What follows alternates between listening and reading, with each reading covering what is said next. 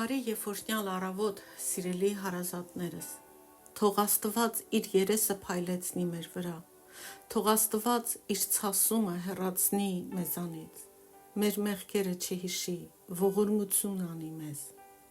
Իր լույսը փայլեցնի։ Թող առավոտյան աստղը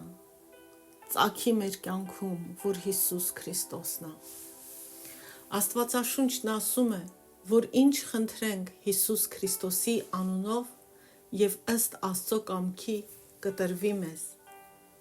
Ահա ուրեմն Տեր Աստված, ես գալիս եմ քո առաջ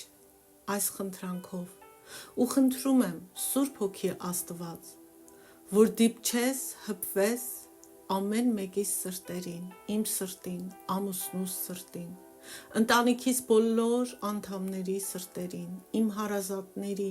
ընկերների, հարևանների սրտերին, ինձ լսող, հետևող ամեն մարդու և նրանց ընտանիքի անդամների սրտերին, իմ հայ ազգի սրտին, ամեն մարդու սրտին, Տեր, և հալեցնես մեր սրտերը, փափկացնես մեր սրտերը, մեր քարե սրտերը փոխես ու մսեղեն սրտեր տաս մեզ, քանդես մեր սրտերի վրա դրած ամեն կապանքները, ամեն շնջիլները ու պատրաստես մեր սրտերը ապաշխարության, Տեր։ Ամենակարող և ողորմած Աստված, ես խնդրում եմ, որ քո զորությունը, ուժը արձակես մեր մեջ, տալով մեզ քաջություն, համարձակություն, պատրաստակամություն ապաշխարելու մեր բոլոր մեղքերի համար, սգալու դրանց համար, որ ապաշխարենք, որ ապստամբել ենք քո դեմ, քո խոսքի դեմ, քեզնից երես ենք թեքել, մեր ճանապարհն ենք ընտրել ու նաև ապաշխարենք մեր սրտերի ու մեր մտքերի մեջ բոլոր թաքնված աղտոտվածության, պղծության, ամեն չար ցանկության ու զգացմունքի համար և քո ներումը աղերսենք։ Հայր, չափիչդ առ և հեռացրու այս կեղտերը մեր կյանքից, մեր սրտերից, մեր մտքերից։ Տեր օգնիր, աշխատիր մեր մեջ, որովհետև ճշմարիտ ու կյանք տվող ապաշխարությունը միայն քեզանով է հնարավոր։ Հիսուսի անունով եմ խնդրում ու հավատում եմ, Տեր, որ լսում ես, պատասխանում ես ու այդպես կլինի։ Հալելույա և ամեն։ Հիմա անդրադառնանք Հովհաննես Ավետարանի գլուխ 11-ի ընթերցանության ու մեկնաբանության շարունակությանը։ Դուք նախկին դասերը լսեք, որ ամեն ինչ համապարփակ ու տեղը տեղին հասկանալի լինի։ Իսկ հիմա կարդանք հատվածը նախ։ Դրանից հետո Հիսուսը Տիբերիայի լճի ափին դարձյալ հայտնվեց իր աշակերտներին և հայտնվեց այսպես. Սիմոն Պետրոսը, Թովմասը երկվորյակ կոչվածը, Նաթանայելը, որ Գալիլեայի Կանա քաղաքից էր,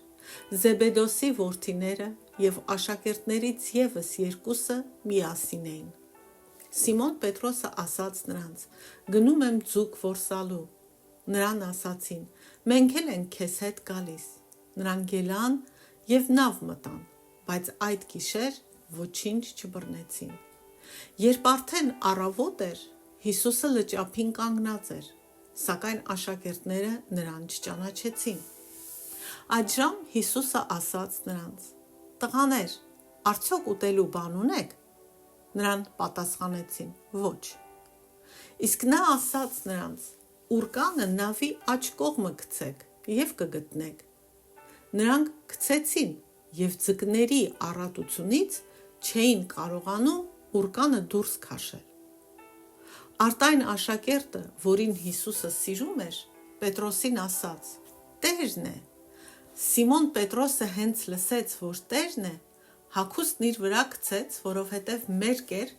և ջրի մեջ նետվեց։ Իսկ մյուս աշակերտները ձկներով ուռկանը քաշելով նավակով եկան, քանի որ ցամաքից հեռու էին մոտ 200 կանգուն։ Երբ ցամաք ելան, տեսան վառած ածուխի մի կրակատեղ, վրան ձուկ ու հաց տրված։ Հիսուսն ասաց նրանց. «Բերեք այն ձկներից, որ հիմա որսացիք»։ Այդժամ Սիմոն Պետրոսը նավ մտավ և ցավաք հանեց ուռկանը 153 հատ մեծ ձկներով լեցուն։ Թեև այդքան ձուկ կար, բայց ուռկանը չպատրվեց։ Հիսուսն ասաց նրանց. «Եկեք ճաշենք»։ Եվ աշակերտներից ոչ ոք չէր համարձակվում հարցնել. «Դու ով ես»,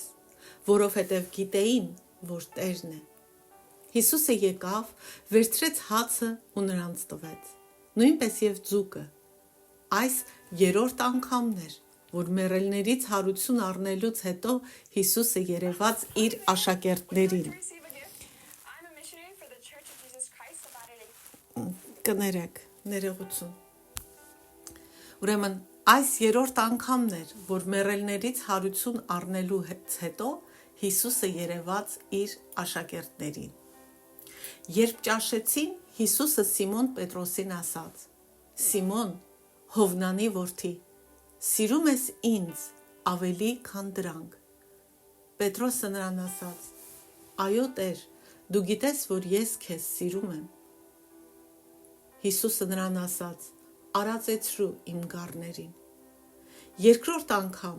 Պետրոսին հարցրեց Հիսուսը. «Սիմոն, Հովնանի որդի, սիրում ես ինձ»։ Պետրոսը Հիսուսին պատասխանեց. «Այո, Տեր, դու գիտես, որ ես քեզ սիրում եմ»։ Պետրոսին ասաց. «Արածեցրու իմ ոչխարներին»։ Երրորդ անգամ հարցրեց Պետրոսին Հիսուսը. «Սիմոն, Հովնանի որդի, սիրում ես ինձ»։ Պետրոսը տրտմեց, որ երրորդ անգամ հարցրեց իրեն. «Սիրում ես ինձ»։ Եվ պատասխանեց Հիսուսին. «Տեր, դու ամեն ինչ գիտես, դու գիտես, որ ես քեզ սիրում եմ»։ Հիսուսն ասաց նրան. «Արածեցրու իմ ոչխարներին»։ Ճշմարիտ, ճշմարիտ եմ ասում քեզ, երբ դու երիտասարդ էիր, ինքդ էիր գոտիդ կապում և գնում էիր, ուր որ կամենայիր, բայց երբ ծերանաս, ձեռքերդ կբարձրացնես և ուրիշը գոտիդ կկապի ու քեզ կտանի այնտեղ, ուր որ չես կամենա։ Այս ասաց, ցույց տալով, թե ինչպիսի մահով նա պիտի փառավորի Աստծուն։ Այս ասելուց հետո ասաց Պետրոսին. «Արի իմ հետևից»։ Այդ ժամանակ Պետրոսը շրջվեց և տեսավ, որ իրենց հետևից գալիս է այն աշակերտը, որին Հիսուսը սիրում էր, և որը ընթրիքի ժամանակ Հիսուսի կրծքով էր ընկել ու ասել. «Տեր, ո՞վ է, որ մատնելու է քեզ»։ Պետրոսը նրան տեսնելով Հիսուսին ասաց. «Տեր, իսկ սրան ի՞նչ է լինելու»։ Հիսուսը Պետրոսին ասաց. «Եթե ես կամենում եմ, որ նա մնա, մինչև որ ես գամ, քեզ դրանից ի՞նչ, դու արի իմ հետևից»։ Եվ այս խոսքը տարածվեց եղբայրների մեջ, թե իբր այդ աշակերտը չէր մեռնելու։ Բայց Հիսուսը չասաց նրան, թե չի մեռնելու, այլ եթե կամենում եմ, որ նա մնա, մինչև որ ես գամ, քեզ դրանից ի՞նչ։ Սա այն աշակերտն է, որ վկայում է այս բաների մասին, և որն էլ դրանք գրեց, ու գիտենք, որ նրա վկայությունը ճշմարիտ է։ Բայց ուրիշ շատ բաներ էլ կան, որ Հիսուսն արեց, որոնք եթե մեկ առ մեկ գրված լինեին, կարծում եմ, թե աշխարհն էլ բավական չէր լինի այդ գրքերը պարփակելու համար։ Հայր Աստված, շնորհակալ ենք ողջ Աստվածաշնչի համար։ Շնորհակալ ենք, որ սա քո խոսքն է, որ սա ներշնչված է Սուրբ Հոգով և գրված մարդկանց ձեռքով, բայց սա մարդկանց միտքը չի, մարդկանց գործը չի, այլ քո խոսքը, Տեր, քո գործը։ Եվ որ դու պահել ու պաշտպանել ես քո Աստվածաշունչը և հասցրել մեզ, որպեսզի մենք կարդանք, որպեսզի մենք քեզ այնտեղ հայտնաբերենք, քեզ ճանաչենք, որպեսզի այն ամենը, որ դու զգուշացնում ես, Աստվածաշնչի միջոցով մեր ականջներին օղ անենք, մեր կյանքի ճանապարհը քո ճանապարհը դարձնենք ու խնդրենք, որ դու մեզ սովորեցնես։ Եվ հատկապես այսօր ես քեզ շնորհակալություն եմ ասում, Տեր, Հովհաննեսի ավետարանի համար, որը հատուկ նպատակով է գրված, որպեսզի մենք կարդանք եւ այդ վկայությունները ընդունելով հավատանք եւ Հիսուսին հավատալով հավիտենական կյանքի արժանանանք եւ ապաշխարություն միջոցով Տեր ջան։ Թող որ մեր սրտերը մենք գանք լսելու քեզ Տեր, բաց սրտով, բաց մտքով, մեր ձեռքերը դեպի երկինք մեկնած, ցանկանալով հանդիպելու քեզ, ցանկանալով քո ճշմարտությունը ստանալու եւ մեր կյանքերը դեպի քեզ դարձնելու։ Օրհնյալ լինես դու Տեր։ Երբ արդեն առավոտ էր, Հիսուսը լճափին կանգնած էր, սակայն աշակերտները նրան չճանաչեցին։ Երեկ մենք տեսանք, որ աշակերտները ամբողջ գիշեր ձուկ փորձեցին որսալ ու ոչինչ չստացվեց։ Դրա համար եմ ասում, նախկին դասերը լսեք, որ կապակցված լինի։ Հովհաննեսի ավետարանում Հիսուսի հարություն առնելուց հետո Հիսուսի հայտնության մարդկանց հանդիպելու նախորդ 3 հայտնություններից յուրաքանչյուրը անսպասելի էր, անակնկալ էր։ Սա նույնպես անսպասելի է թվում, անակնկալի է բերում աշակերտներին, որտեղ ասում է, որ աշակերտները չգիտեին, որ դա Հիսուսն է, չճանաչեցին Հիսուսին, չնայած, որ Հիսուսը նրանց հրահանգ էր տվել Գալիլեա գնալու ու ասելու ես ձեզ այնտեղ կհանդիպեմ, բայց միևնույնն է նրան չէին ճանաչում։ Հիմա հնարավոր են մի քանի պատճառներ, որ Հիսուսին չէին ճանաչում, բայց տեսնում ենք, որ Հիսուսի երևալը հանկարծակի էր բերել աշակերտներին, եւ նաեւ այն փաստը, որ Հիսուսը եկավ այն ժամանակ, որ աշակերտները աշխատում էին, ձուկ էին որսում։ Սա ցույց է տալիս, որ Աստծուն հետաքրքրում է մեր ողջ կյանքը, մեր կյանքի բոլոր ոլորտները, ու ոչ միայն երբ մենք եկեղեցում ենք կամ կրոնի հավատքի հետ կապված ինչ-որ բան ենք անում։ Հարություն առած մեր փրկիչը, մեր առաջնորդը, մեր ղեկավարը, մեր թագավորը, որ Հիսուս Քրիստոսն է, ցույց է տալիս մեզ, որ ինքը հետաքրքրված է մեր կյանքի ամեն մանրուքով, եւ մեր աշխատանքով, եւ մեր հանգստով, մեր երեխաների հետ շփումով, մեր ամուսինների հետ շփումով, ամեն բան, որ անում ենք։ Եվ իր զորությունը տալիս է մեզ մեր կյանքի բոլոր ոլորտներում։ Նա մեր ողջ կյանքի թագավորն է, ոչ թե միայն մեր կիրակի օրվա թագավորը։ Բացատրություն չի տրվում նաև մեզ, թե ինչու աշակերտները չճանաչեցին Հիսուսին անմիջապես։ Միգուցե իրանց մտքերը այնքան զբաղված էին իրենց ձգնորսության անհաջողությամբ, այնքան հոգնած, սոված ու հուսահատված էին, կամ էլ գուցե առավոտյան մշուշ էր պատել ու իրենք լավ չէին տեսնում հեռվից, թե ով է ափին կանգնածը։ Այդժամ Հիսուսը ասաց նրանց. «Տղաներ, արդյոք ուտելու բան ունեք»։ Մեկ այլ թարգմանության մեջ օգտագործվում է երեխաներ, որդիներ բառը, ոչ թե տղաներ։ Այսինքն ասում են Հիսուսն ասաց որդյակներ, արդյոք ուտելու բան ունեք։ Մեկնաբաններն ասում են, որ տղաներ կամ տղերք բառը ճիշտ է ավելի նկարագրում։ Հիսուսը դիմում է իր աշակերտներին սովորական մի ողջունի բառով, որ աշխատող մարդիկ օգտագործում էին իրար դիմելու համար։ Մենք էլ ենք, չէ, հաճախ գործի տեղը ասում ժողովուրդ, երեխաներ, տղերք, դու ինձ չպետք է խանգարես, ձայնդ կտրի ու հեռացի, կներեք։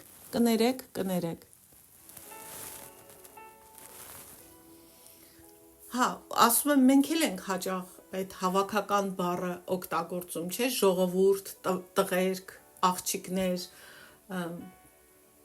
Եվ Հիսուսն էլ այդպես է դիմում, եւ գուցե նաեւ դա է պատճառը, որ չեն ճանաչում Հիսուսին,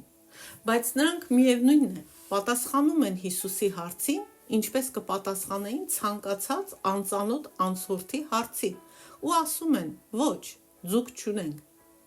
Հիսուսը նրանց դիմում է այնպես, կարծես ցանկանում է ձուկ գնել նրանցից ուտելու համար կամ իր ընտանիքին տանելու համար։ Բայց հիմա Հիսուսը նրանց ասում է. «Ուրկանը նավի աջ կողմը գցեք եւ կգտնեք»։ Թվում է, թե Հիսուսը տարօրինակ խորհուրդ է տալիս աշակերտներին, ասում է ձեր ուրկանը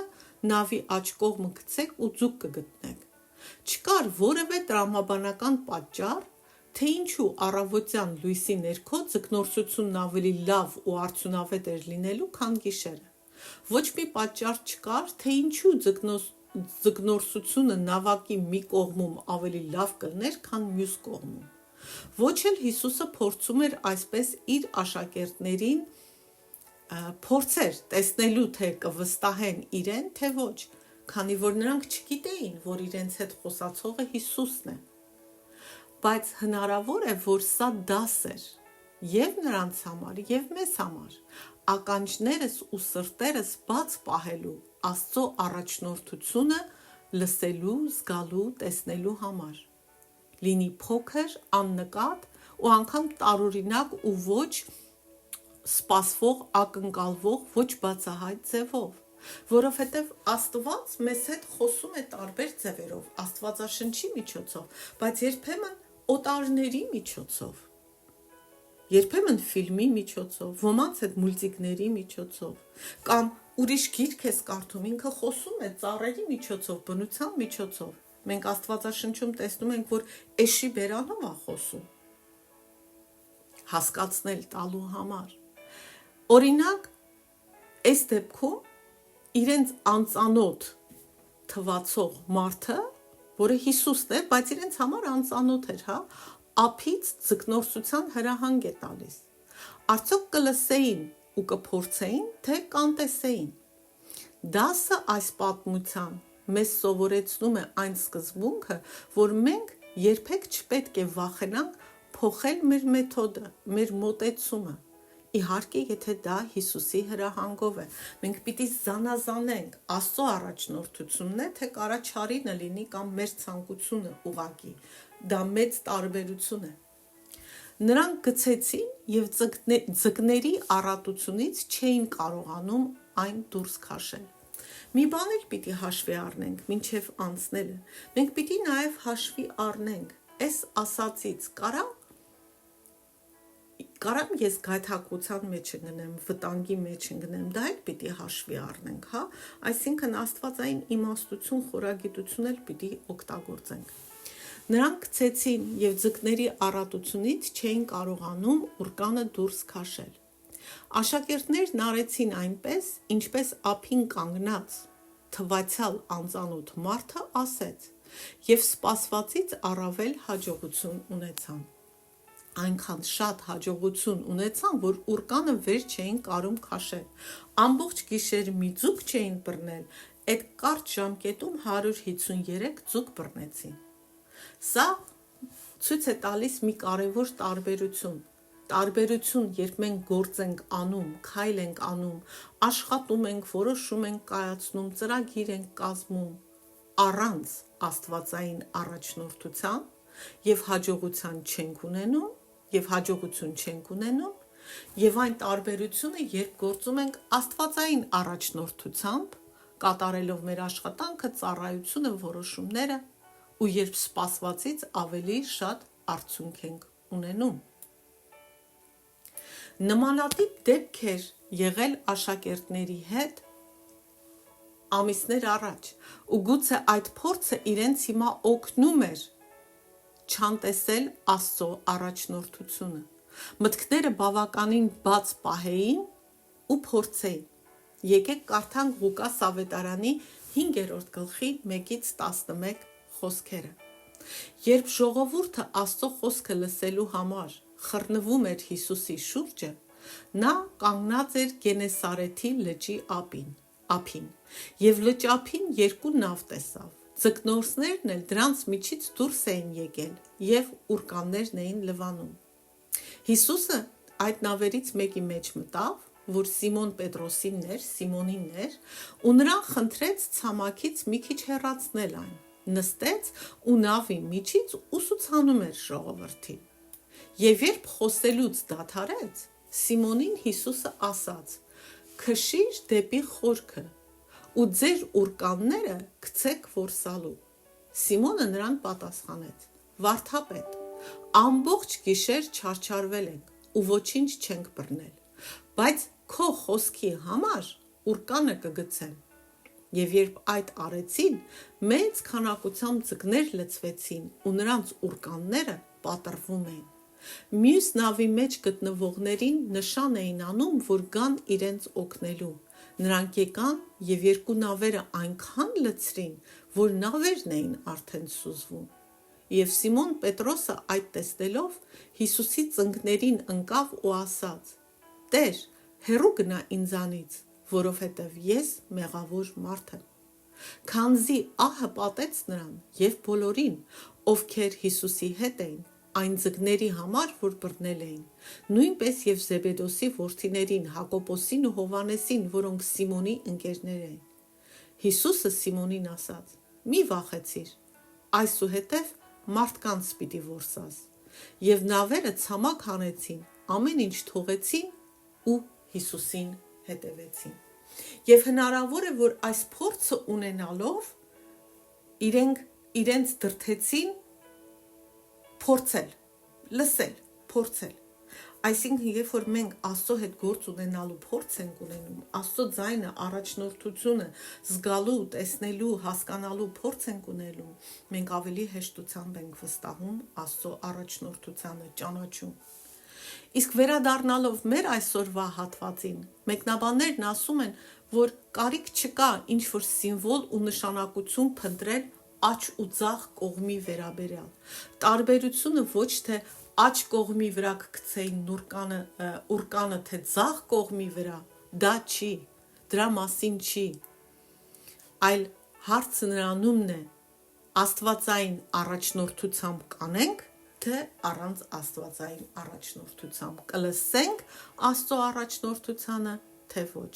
Սա է սովորեցնում Հիսուսը։ Սա նաև ինչ որտեղ մարգարեական պատկեր էր աշակերտների համար, որտեղ նրանք շուտով անցնելու էին մարդկային կյանքերը փրկության բերելու գործին, ինչպես Ղուկասի ավետարանում Հիսուսն ասեց Պետրոսին, սրանից հետո մարդկանց եք որսալու։ Եվ ցույց էր տալիս, որ Աստծո առաջնորդությանը հետևելով, որքան պտղաբեր էին նրանք լինելու մարդկանց դեպի աստվածային փրկության բերելու գործում։ Այսինքն Հիսուսը ցույց էր տալիս նրանց ու մեզ այսօր,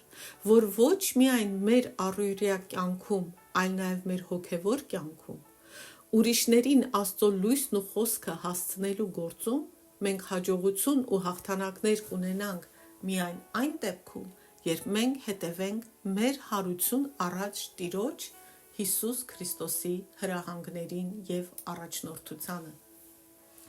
Մենք նույնիսկ ավելի մեծ պատճառ ունենք օրհնություն ակնկալելու, երբ Հիսուսն է ղեկավարում և առաջնորդում մեր կյանքը, մեր ծառայությունը, որտեղ Հիսուսը երբեք չէր պատվիրել այս աշակերտներին գնալ ձկնորսության։ Հիսուսն ասել էր գնացեք Գալիլեա, ես ձեզ այնտեղ կհանդիպեմ։ Բայց Հիսուսը պատվիրել է ամեն մեկիս քարոզել ավետարանը և աշակերտել իրեն, ապա սա մեզ տալիս է վստահություն, հասկացողություն, որ դա իր կամքն է, իր հրահանգն է ու անպայման մեծ ու առատ բերք է տալու, բերք է լինելու։ Մեկ այլ կարևոր բան կա, չնայած Հիսուսը կարող էր այնպես անել, որ ձկները իրենց գային լցվեին նավի մեջ ու իր հոգնած աշակերտները էլ ջանք ու եռան դնելու կարիք չունենային, բայց Հիսուսը այդպես չվարվեց։ Ուրեմն ոչ ձկնորսները, ոչ նավը, ոչ ուրկանը անիմաստ ու աննպատակ չէին, այլ գործիքներ ու միջոցներ էին Աստծո ձեռքում իր կամքը, իր հրաշքը, իր օրհնությունը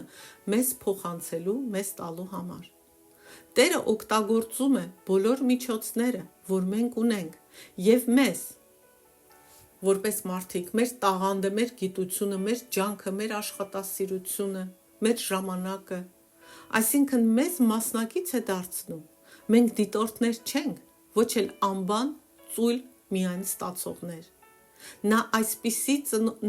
Աստված այնպիսի ծնող չի, որ փչացնում է իր երեխաներին ամեն բան տեղին ու անտեղին տալով։ Եկեք սովորենք, որ հոգիների փրկության համար Աստված գործում է միջոցներով, ու այդ միջոցները մենք ենք։ մեր բերանը, մեր ձեռքն ու ոտքը միավորված Աստծո շնորհի հետ, Աստծո խոսքի հետ, Սուրբ Հոգու հետ, որ մենք քարոզենք Աստծո խոսքը։ Շատերին սա հիմարություն է թվում, բայց սա Աստծո ընտրած ճանապարհն է։ Ու մենք նրա ձեռքում այն միջոցն ենք ուրիշներին իր սերը, լույսը, փրկությունը, ճշմարտությունը հասցնելու համար, փրկելու նրանց, ովքեր հավատում են ու դեռ կհավատան,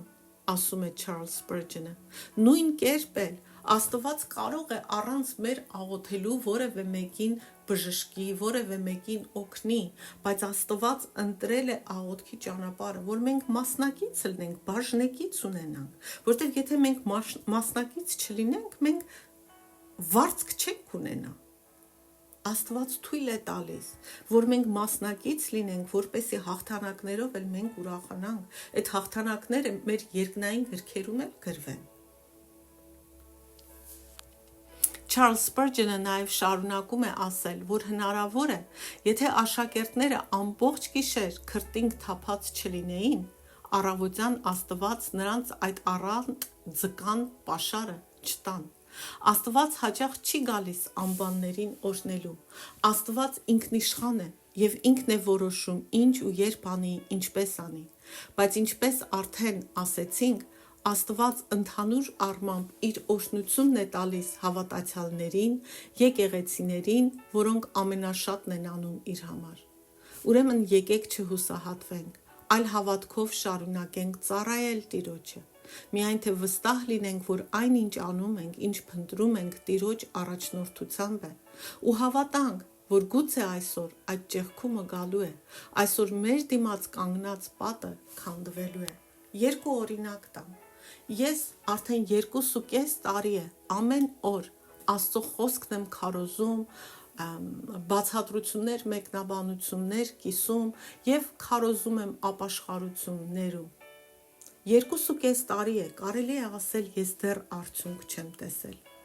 բայց ես հավատում եմ, ամեն օր ես սա անում եմ իմանալով, որ այսօր լինելու է այն օրը, որ պատը քանդվելու է, որ ապաշխարությունների դարձի մեծ ջրհեղեղ է սկսվելու, մեծ հունձք եմ ունենալու, որ այն մարդիկ, որ լսում են ու գուցե չեն հասկանում, այսօր լինելու է այն օրը, որ հասկանալու են։ Որովհետև ես գիտեմ, որ սա Աստծո կամքով է, Աստծո գործն եմ անում։ Ու երբեմն էլ այո հուսահատությունն է գալիս, հոգնածությունն է գալիս, բայց վեր եմ կենում ու Աստծո ոտքս դնում եմ առաջ ու ասում եմ նստի ու արա, այսօր դա լինելու է։ Ու անգամ եթե դա այսօր չի լինում, ես Հիսուսով հույսս վառ եմ պահում ու շարունակում եմ։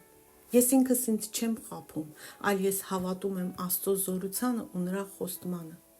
Ու հիմա ես դիմում եմ կոնկրետ ինձ շատ սիրելի ու ինձ համար շատ թանկ մի մարդու, եւ սա վերաբերում է նաեւ բոլոր նրանց, ովքեր աշխատանք են փնտրում։ Մի դադարի դռներ փակելուց, մի հուսահատվի, մի վախեցի, մերժումները սրտիդ մոտ մի ընդունի, մի վհատվի, մի մտածի, որ դու անարժան ես, որ դու լավը չես, որ քեզ համար հույս չկա, որ դու երբեք աշխատանք չես գտնի։ Իմ սիրելի մարդ, ինձ համար թանկ մարդ, դու գիտես ով ես դու։ Աղոթի Աստծո առաջնորդությունը ստացի ու շարունակի բրդել այդ դռները։ Ու օրը գալիս է ու արդեն մոտ է, որ բացվելու է ճիշտ դուռը, բարի դուռը, օրհնված դուռը քեզ համար։ Եվ Աստծո առատ օրհնությունները դու ստանալու ես։ Հույսդ Աստծո վրա դիր, բայց չպետք է ծույլ նստես, պետք է թակես դռները, ինչքան էլ որ անհնարին դա թվա։ Ու քանդվելու են պարիսպները, ես սա եմ հռչակում քո վրա։ Ես սա եմ հռչակում ամեն մեկի վրա, որ մտածում է, որ էլ հնարավոր չի։ Աստծո հնարավորությունները բացվում են։ Հիսուսի անունով։ Ամեն։